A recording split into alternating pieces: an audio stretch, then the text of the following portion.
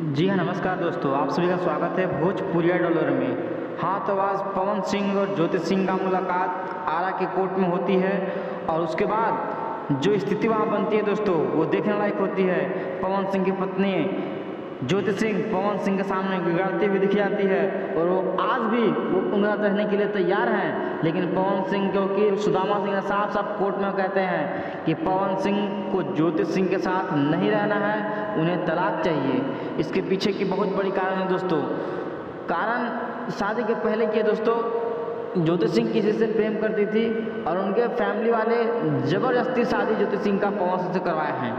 इसकी वजह से पवन सिंह को जब पता चला था इस बात को, उसके बाद से इन दोनों को रिश्ता में थोड़ा सा खटास आई। उसके बाद से ये दूरियां बढ़ती गई।